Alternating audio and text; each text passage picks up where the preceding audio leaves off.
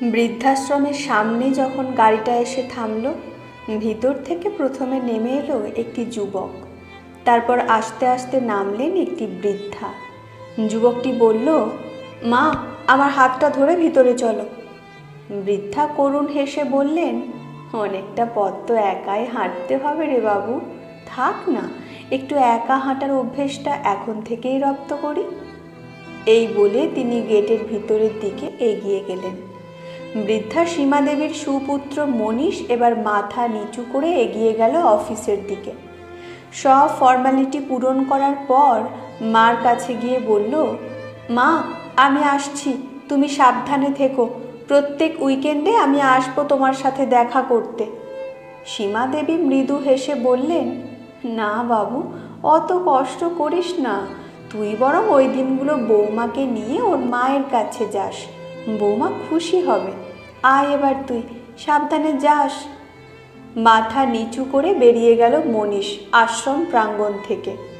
এরপর কেটে গেছে প্রায় 2 বছর। আগে আগে মনীষ মাসে 2-1 বার আসতো, কিন্তু এখন সেটা কমে বছরে 2-1 বার হয়ে দাঁড়িয়েছে।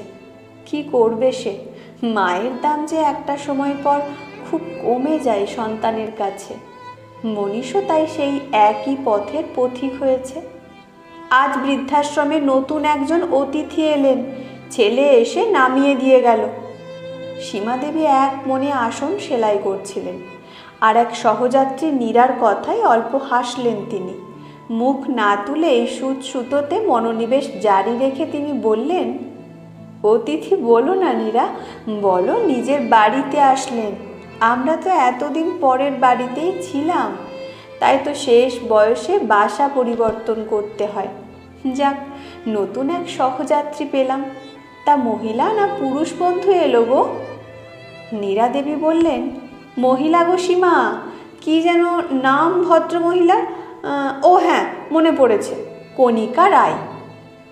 নামটা শুনে একটু চমকে গেলেন সীমা দেবী। ভাবলেন, এক নাম পৃথিবীতে কত আছে, আমার ভাবনা ভুল। এর কিছুক্ষণ পর নতুন সদস্যার আগমন ঘটল।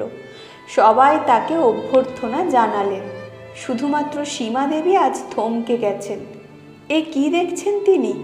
এ তো তার বৌমার নিজের মা কণিকা দেবী। একসময় এনার কথাতেই তো তার বাড়ির সব কিছু পাল্টে গিয়েছিল।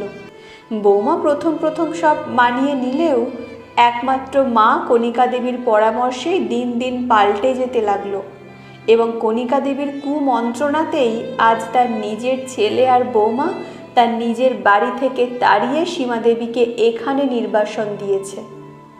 এগিয়ে গেলেন সীমা দেবী, বললেন, কি ব্যাপার বেয়ান, আপনি এখানে?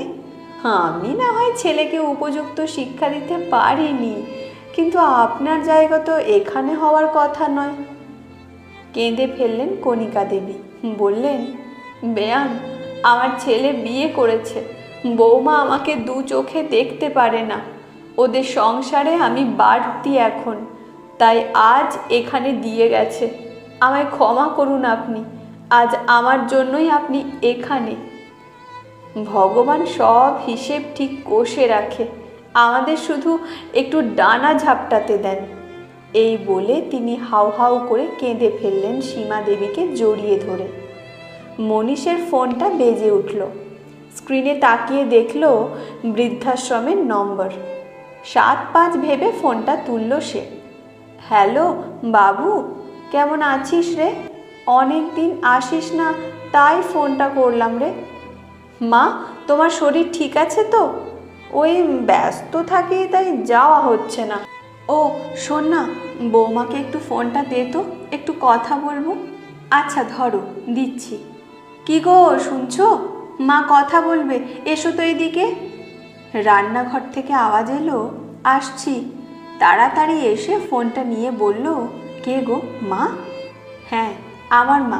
মুখটা বেজার করে, ও ধুর, আমি ভাবলাম আমার মা, কি করতে আবার আমার সাথে কথা বলবেন উনি, যত সব। আহ, কথা বলো না, দেখো না কি বলতে চান। হ্যাঁ মা, বলুন। সীমা দেবী ফোনের ওপাশ থেকে বার্তালাপ এতক্ষণ সব শুনেছেন। মৃদু হেসে এবার বললেন, বৌমা, নিজের মা নই বলে কি কথাও বলতে নেই? না, ঠিক তা নয় মা, আসলে কাজ করছিলাম তো। হ্যাঁ বৌমা, বুঝেছি। শোনো বৌমা, তুমি তো কোনোদিন এলে না আমার নতুন জায়গায়।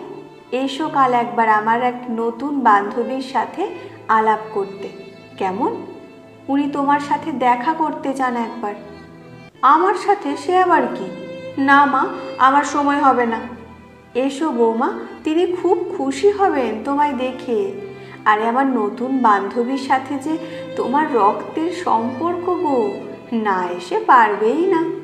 আমার নতুন বান্ধবী তোমার মা যে আজ আমার এখানে এসেছেন পাকাপাকিভাবে আমাদের সাথে থাকতে। তোমার দাদার সংসারে নাকি তার জায়গা হচ্ছিল না, তাই এখানে রেখে গেছে আজ।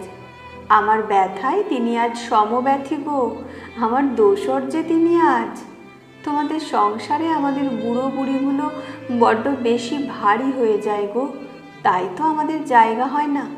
আশীর্বাদ করি মা, তোমরা যেন তোমাদের বাড়িতেই আজীবন বাস করতে পারো। আজ রাখি বৌমা, অনেক কথা বলে ফেললাম। কাল এসো কিন্তু অবশ্যই, আমরা অপেক্ষায় থাকবো। এই বলে ফোনটা কেটে দিলেন সীমাদেবী। সপাটে একটা থাপ্পড় এসে যেন পড়ল সীমাদেবীর বৌমা পায়েলের গালে। কিছু থাপ্পড়ের শব্দ আর দাগ কোনোটাই থাকে না, কিন্তু আজীবন তার রেশটাকে বহন করতে হয়।